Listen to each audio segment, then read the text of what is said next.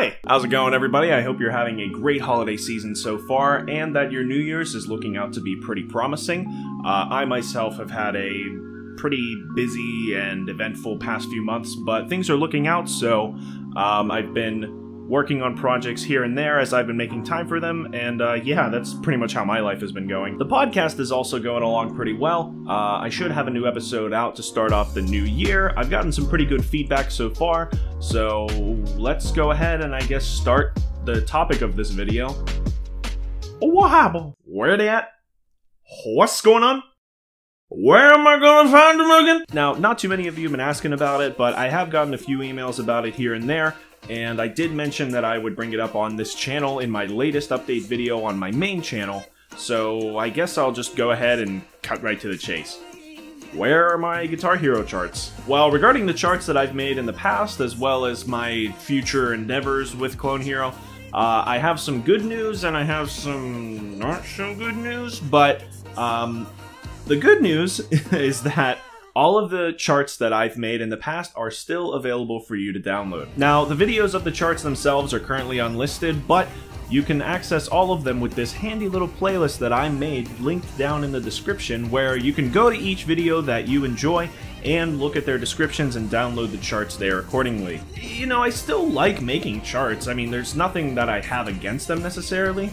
It's just, I don't really have much of a drive to do them lately. I mean, that's mainly because of all the projects that I've taken on at the moment, but I do still really like Clone Hero, and I find myself dusting off the controllers every once in a while to play a few songs and, you know, just enjoy myself whenever I can.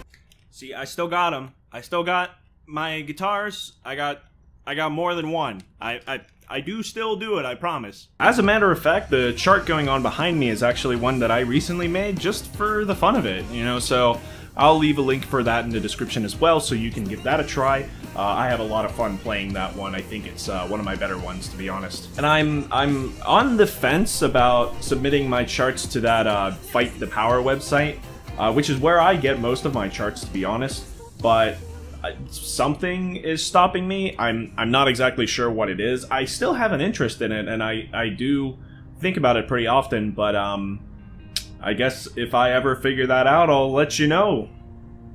Yeah, doing streams of the game could be fun as well. I have everything that I need, and I've definitely bounced around the idea a lot. I just don't really want to make my personality on YouTube about Clone Hero, and I hope that comes across as understandable. It's just one of those things, I guess, really. And I feel like that would be a good way to segue into the bad news. Like, don't get me wrong, I love the game, and I respect the hell out of the team behind it, as well as the community that's built up for it, like the Discord server, and the subreddit, and just everything about it, really. It's just not really a priority of mine, unfortunately. Regarding Fiverr, though, my services actually took off pretty well. I mean, I was getting like 1 or 2 orders a week, which some people would be extremely grateful to have on the platform.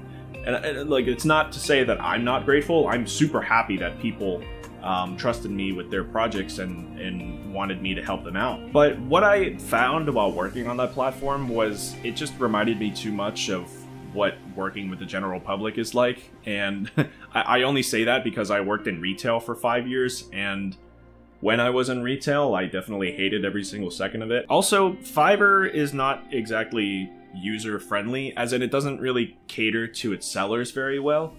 Long story short, just because I don't feel like I'm qualified to speak on this topic, but there's been several moments where I found it incredibly difficult to price my projects fairly, as well as going through the process of, like, refusing and canceling projects was also a big pain in the ass. And in case you're out of the loop, Fiverr actively penalizes you for not taking on certain projects or performing to certain standards, and that's something that I find to be really toxic in an environment.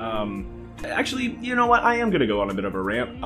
If you don't want to listen to this, just skip to this timestamp right here, where I'll go back to talking about where to find my stuff. What I mean by pricing fairly is I had to purposefully undersell my work in order to compete in a competitive market. And I mean, that makes sense, you know? But what it comes to with Fiverr is that Like, it's nice for a while because people naturally flock to stuff that's good and cheap, and when my rate was cheaper and my chart quality was being recognized as actually pretty good, then that meant that I was getting recommended a lot more and getting more business. And like, it's good because there's more pay and more exposure, more tension, more work.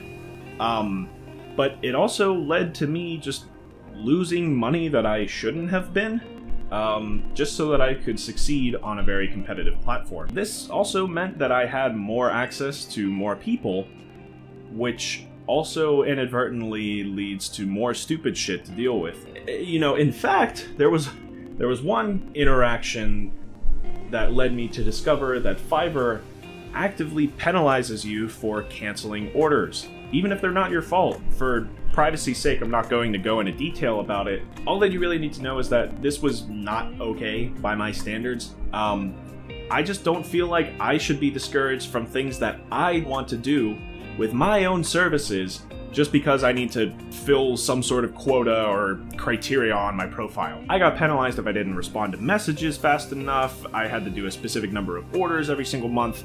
Fiverr took like 20% of my earnings just for being on the platform. Basically, Fiverr is bullshit, and I don't want to do sales there anymore. I don't know if I'll do sales ever again, to be honest, but the one thing that I will say, though, is when I did charts for original music, that shit was like the coolest thing ever. I had various musicians reaching out to me to chart their own stuff for them, and honestly, that's like the raddest thing that I could do for someone on my platform. It's actually what I had in mind whenever I started the service and before I moved everything over to Fiverr. But basically, I'm realizing now that if I did continue to do the services, it would probably be exclusively for original music. You know, that way I would have to worry a lot less about the YouTube algorithm getting me and offering support for the people that actually need it, you know? Support your local artists, guys. Go to shows. And if some repeat customers are nice, then maybe I would do a song that they want me to, but ultimately, one thing's for sure, if I decide to do it or not, I can almost guarantee that it will not be on Fiverr. Well, I hope that answers everyone's questions about the charts and services and all that crap about Clone Hero. If you have any other questions, feel free to leave them in the comments below. Be sure to check out the description for the links that I mentioned, and if you want to DM me directly on Instagram or Twitter, you can feel free to do that. Give me a follow while you're there, and be sure to subscribe to this channel for any future videos that I release here. I have lots of ideas in the works, and hopefully I'll have those released in the near future. The unfortunate case is that they just take a while to make, longer than I expected, to be honest, but you know, if you don't want to miss out on those, be sure to subscribe, and I'll see you in the next one. Listen to my podcast! See ya.